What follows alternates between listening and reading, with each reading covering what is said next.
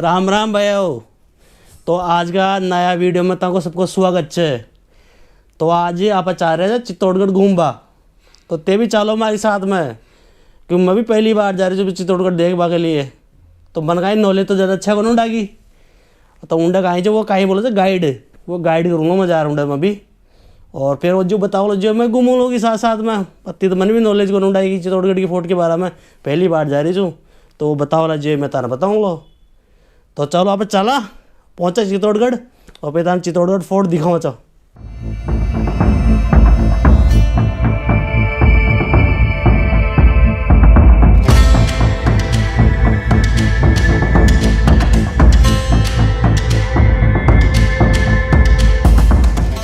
Tower का नाम है विजय स्तंभ टावर।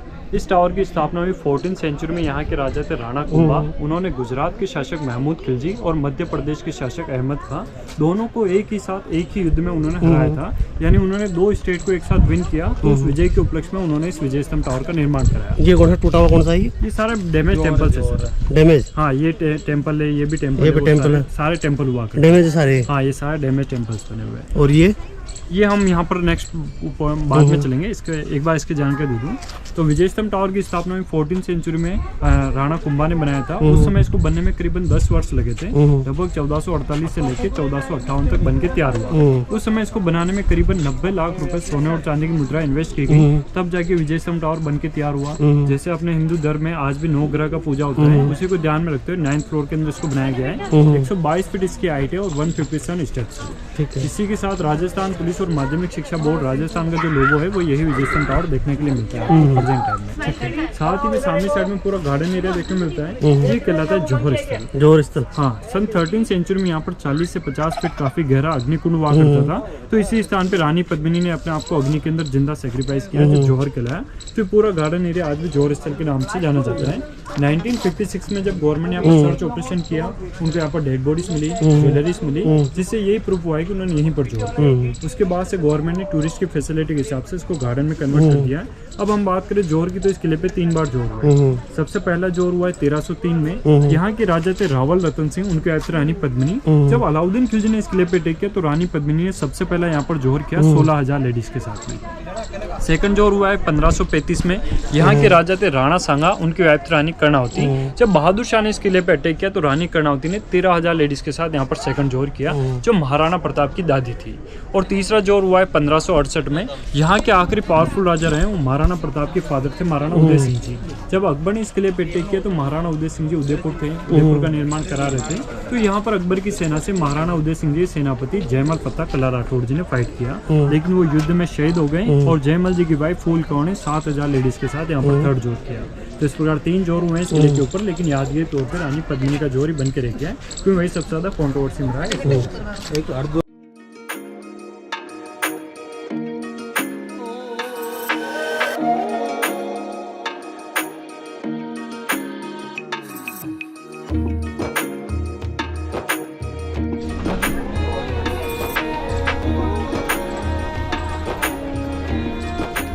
साथ ही में गार्डन के अंदर देखने मिलता है एक छोटा सा हवन कुंड भी बनाया गया है। होली के बाद आने वाली फर्स्ट एकादशी को यहाँ पर आज भी 3 दिन के लिए जौहर मेला लगता है। तो यहाँ पर आसपास के हजारों की संख्या में राजपूत लोग यहाँ पर इकट्ठा होते हैं। उदयपुर से जो महाराणा प्रताप के वंशज हैं, विश्वास सिंह जी मेवाड़, अरविंद सिंह जी मेवाड़, लक्ष्मण सिंह जी मेवाड़, वो भी हर साल यहाँ जौहर मेले पे उपस्थित होते हैं। जो योद्धा शहीद हुए, जो रानी शहीद हुई, उनकी आत्माएं शांति के लिए हर साल हवन वगैरह होता है।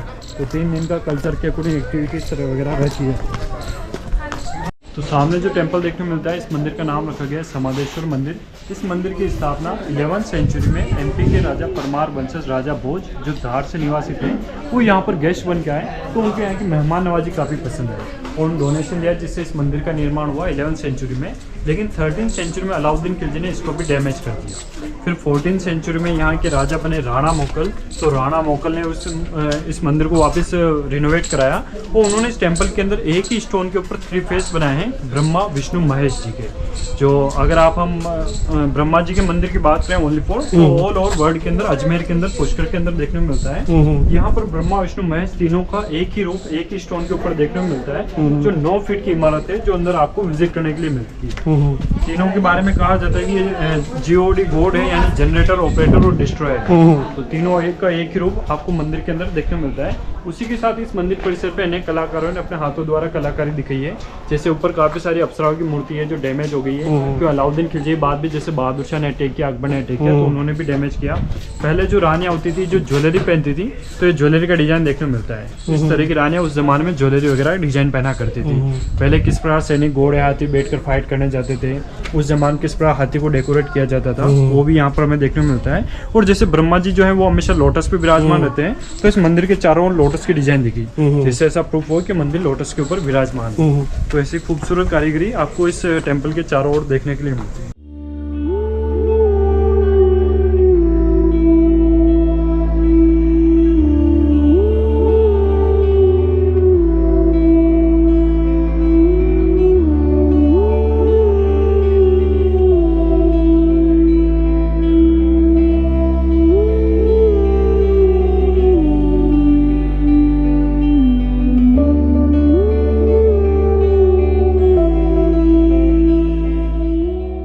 पानी का वाटर टैंक देखने को मिलता है। इस कुंड का नाम रखा गया है गौमुख कुंड, क्योंकि वो पिलर्स वगैरह डूबे हुए हैं। वहाँ शिव जी भगवान का एक छोटा सा मंदिर बना हुआ है, इस वजह से इस कुंड को गौमुख कुंड के नाम से जाना जाता है।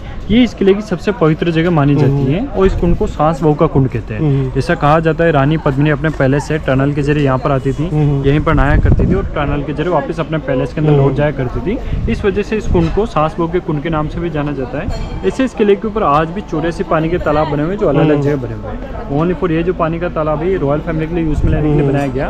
बाकी 83 अलग अलग जगह बने हुए हैं। पहले के जमाने में 70,000 लोग इस किले के ऊपर रहते थे, तो उनके पीने, नहाने और बारिश का पानी इकट्ठा करने के लिए 84 वाटर टैंक बनाए गए थे, जो आज भी आपको अलग अलग जगह देखने को मिलते हैं। अगर आप गूगल पर भी सर्च करें चित्तौड़गढ़ फोर्ट, तो सबसे पहला इमेज आपको यहीं का देखने को मिलता है। इस वजह से ये किले की सबसे पवित्र जगह मानी जाती है।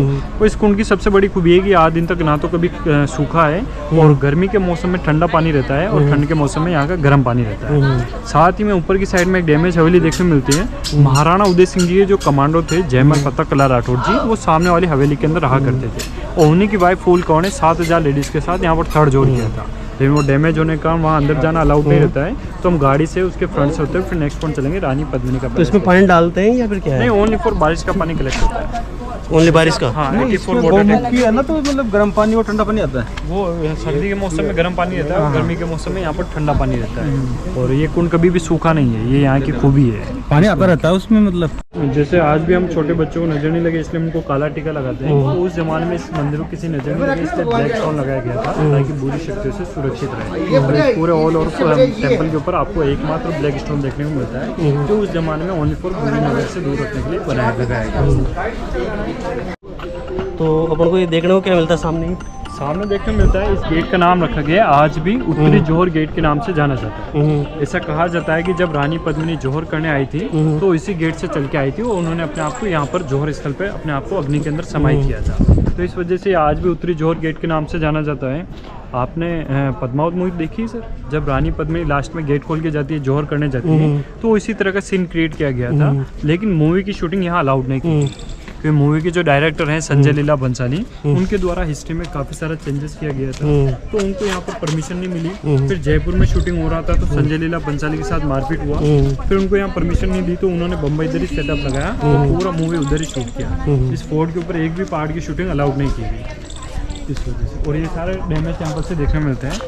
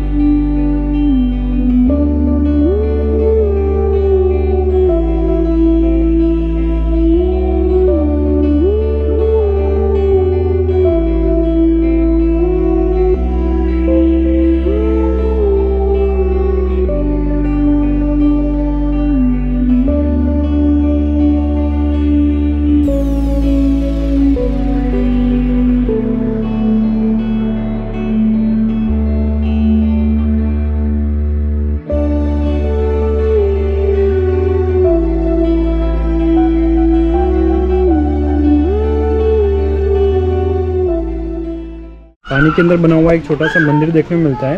वहाँ पर जो है शिवलिंग जी विराजमान है और नंदी जी जो है पत्थर के अंदर विराजमान है। तो उनके मुख से 12 महीने 24 घंटे नेचुरली पानी आता है, जिससे शिव जी भगवान का कंटिन्यू अभिषेक होता है। पानी कहाँ से आ रहा है, किस प्रकार आ रहा है, इसकी कोई जानकारी नहीं है। पानी काफ़ी वर्षों से कंटिन्यू बहता आ रहा है, जिससे शिव जी भगवान का कंटिन्यू अभिषेक हो रहा है। इस वजह से इस कुंड को गौमुख कुंड कहा जाता है और ये इस किले की सबसे पवित्र जगह मानी जाती है।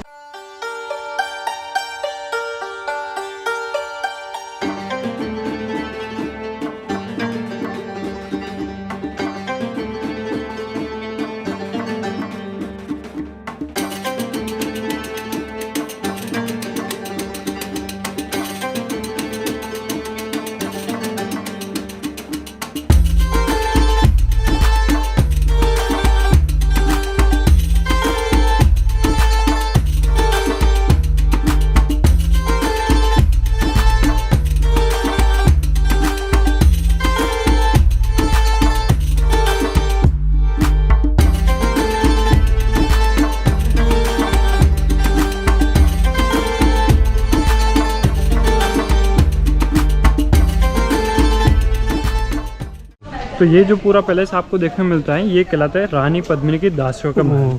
उनकी जो सेवा वगैरह करती थी वो दासियाँ इस पैलेस के अंदर रहा करती थी। लेकिन जब अलाउद्दीन खिलजी ने अटैक किया तो इस पैलेस को भी डैमेज कर दिया। फिर गवर्नमेंट ने टूरिस्ट को इनवाइट करने के लिए इसको गार्डन में कन्वर्ट किया है।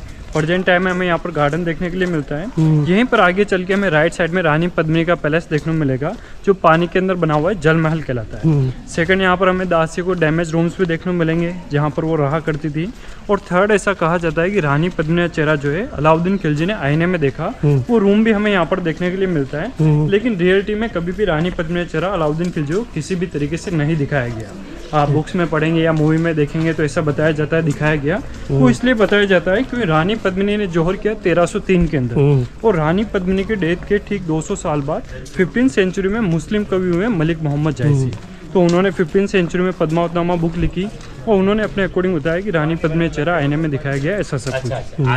यदि रियलिटी में हमें भी पूछा जाए कि आज से 200 साल पहले क्या हुआ, तो हम एग्जैक्ट नहीं बता सकते, तो ओनली फॉर काल्पनिक बात मानी जाती है।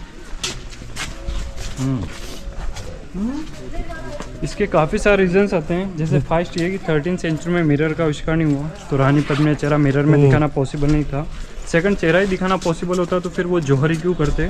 और थर्ड रीजन ये आता है, यदि किसी भी बहाने से अलाउद्दीन खिलजी को चेहरा दिखा दिया होता तो शायद अलाउद्दीन खिलजी शर्त पूरी हो जाती और दिल्ली लौट जाते। रानी पद्मिनी का पैलेस हमें रूम से देखने को मिलेगा। रानी पद्मिनी आने जाने के लिए इस रास्ते का उपयोग करती थी। यहाँ से सीढ़ियों से नीचे जाती थी, फिर बोट के जरिए अपने पैलेस के अंदर आया जाया करती थी, क्योंकि वो पानी के अंदर बना हुआ है, जल महल कहलाता है, इस वजह से।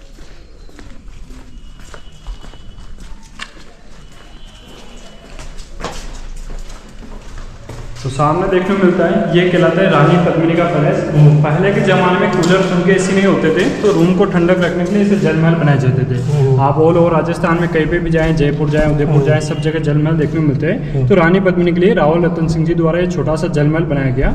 ओनली फॉर समर टाइम, गर्मी के 4 मंथ रानी पद्मिनी यहाँ पर रहती थी, बाकी के 8 मंथ कुंभा पैलेस में रहती थी। लेकिन अलाउद्दीन खिलजी ने जब अटैक किया तो उसको पैलेस को डैमेज कर दिया। फिर गवर्नमेंट ने टूरिस्ट को इन्वाइट करने के लिए वहाँ पर लाइट एंड साउंड शो चलाया गया है, जो शाम को 7 PM को देखने को मिलता है। अब ओनली फॉर 4 मंथ के लिए छोटा सा जल महल देखने को मिलता है। अब जो मलिक मोहम्मद जायसी के अकॉर्डिंग जो पद्मावतनामा बुक में लिखा गया है, उनके अकॉर्डिंग बताया गया है कि रानी पद्मिनी को यहाँ पर सीढ़ियों के ऊपर बैठाया गया था। अलाउद्दीन खिलजी इस रूम में इन्वाइट किया गया और यहाँ पर सेंटर में खड़ा किया गया। सामने की वॉल पे 90 डिग्री एंगल पे मिरर लगाया गया। रानी पद्मिनी का रिफ्लेक्शन पड़ा पानी के अंदर, पानी से रिफ्लेक्शन विंडो से होता मिरर के ऊपर पड़ा। तो इस प्रकार अलाउद्दीन खिलजी यहाँ सेंटर में खड़े होते, बैक साइड में मिरर के अंदर रानी पद्मिनी का रिफ्लेक्शन होता। ये ओनली फॉर पद्मावतनामा बुक के अकॉर्डिंग बताया जाता है, वरना रियलिटी में कभी भी रानी पद्मिनी से अलाउद्दीन खिलजी नहीं दिखाया गया। फिर गवर्नमेंट ने टूरिस्ट की फैसिलिटी के हिसाब से तीनों वॉल पे मिरर भी लगाए ताकि टूरिस्ट का डेमो देखने को मिले। लेकिन जब पद्मावतनामा लीक हुई 3 दिन तक इस फोर्ट को टूरिस्ट के लिए बंद रखा गया। यहाँ की लोकल पब्लिक और कंसर्न द्वारा मिरर जो अंदर लगे थे उनको भी तोड़ दिए गए। वीडियो क्या लगे तो लोग बताइए कमेंट कर, और ताको प्यार और सपोर्ट चाहिए मन, और ज़्यादा से ज़्यादा वीडियो शेयर कर जो और लाइक कर जो और सब्सक्राइब कर जो। धन्यवाद। राम राम साहब। तो आप अगला वीडियो मिलना आगे। तो आज को वीडियो अंडे समाप्त करा था आप, और आगे मिलना नेक्स्ट वीडियो में आप। तो थैंक यू सब लोगों ने। राम राम। कामागणी।